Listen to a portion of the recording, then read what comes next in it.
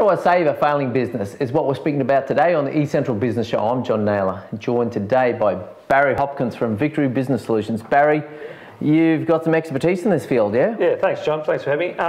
Yeah, I have a little bit of expertise, about 5 or 6 years, and a history of working as a chartered accountant and working in commercial business proposals and due diligence and assessment of business projects. Yeah, right. You've obviously got some passion around this subject, so let's go on and explore that. Yeah. So, and let's answer that fundamental question. It's like, how do I save a failing business? Because that's where you chime in, yeah? Yeah, definitely.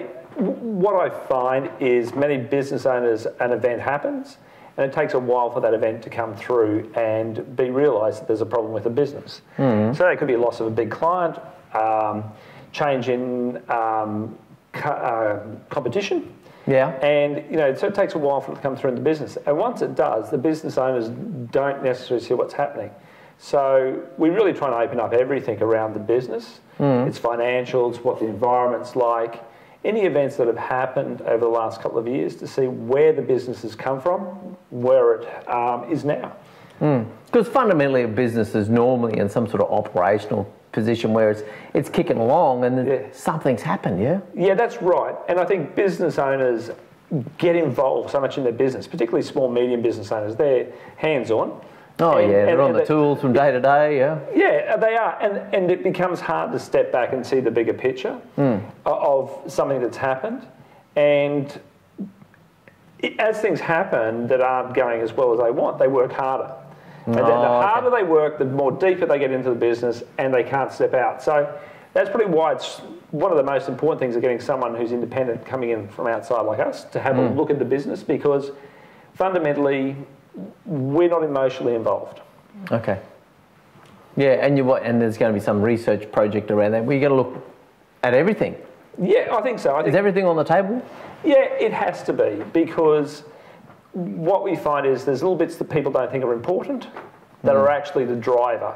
So it's like saying, it's finding the cause, not just the effects of what's happening to the business. And initially, the key part is having a look at the financial statements and making sure they're up to date, the information that's there is correct, and then having a look what the story, the financial statements are telling us. What's the cash flow like? How much money is coming in? Where's it coming from? How much money are you paying out and when? We look at the debtors and the creditors to see how they work together. We look at stock. Sometimes there's been a change in stock, but someone's still automatically ordering large bits of stock that aren't being sold. Oh, okay. And so that's an easy fix, and it can turn the business around. Okay. Yeah, and one thing I struck a lot in terms of the digital marketing, and normal marketing I do around business, is a lot of time and the disruption, genuine disruption. There's a lot of terrestrial businesses, traditional businesses are getting hard shaking at the moment by all sorts of, Uber's done to taxis, digital music's done to the record stores, in history.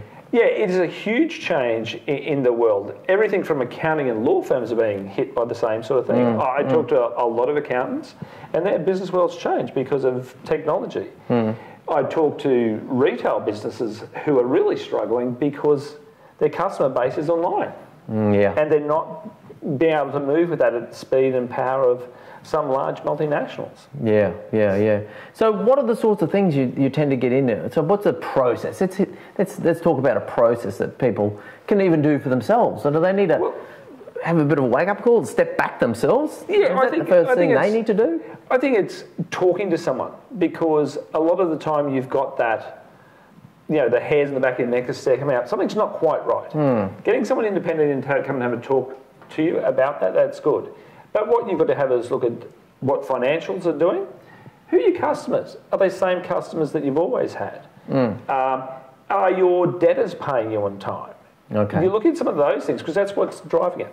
And the other thing that we see a lot of, and it's just natural, when a business gets in trouble, one of the first things they stop or slow down on spending money is on marketing. Oh, yeah. And if you see this relationship between your marketing and your clients coming in, and you just cut the marketing, you don't get clients coming in. And that's a really fundamental, normal thing.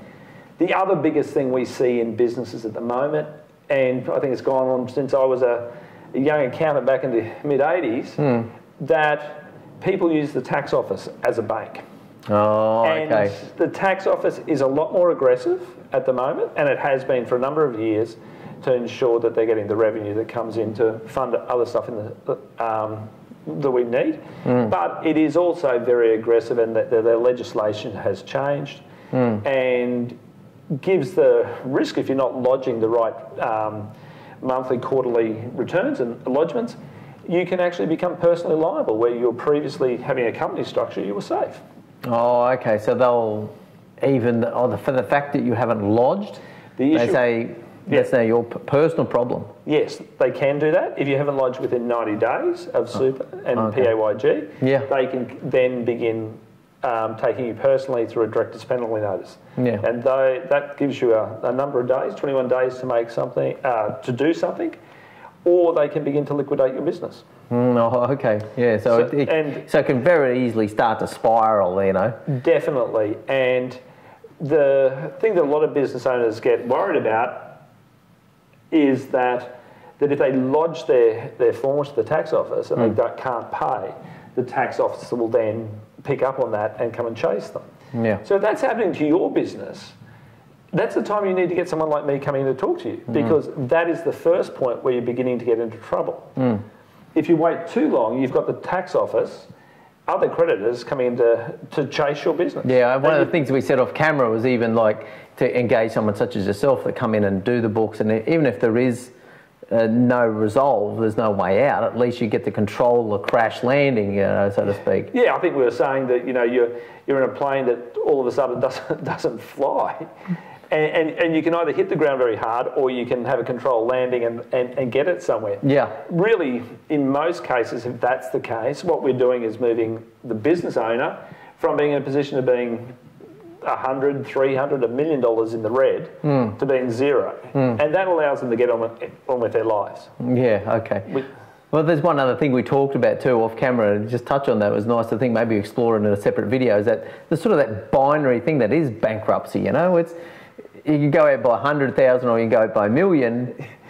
For the most part, it's a binary experience, yeah? You either are bankrupt or not. Yeah, it is. That's fundamentally it. I see a number of businesses that are, you either have the money to pay your bills, you don't, and if you're an individual, you've either got the money to pay your bills when they're due or you're not. And you've got to make those decisions. And you've got to be aware of that those things are going to happen to you. And really, I think the other thing we said off camera is it's really not that scary once you know the process, what will happen and how it would happen, and you've got some control. The biggest thing I find with clients we deal with at all levels is the fear of what's going to happen, and uncertainty is bigger than the problem itself. And that fear and uncertainty means they don't act, and they drift until someone else does, and they end up in a much worse position. Yeah, okay. So you do need to try and control the process, you know, to pull the levers and try your best to put the plane near the tarmac by the sound of it. Yeah. You've got to hold on the steering wheel if you're driving your car.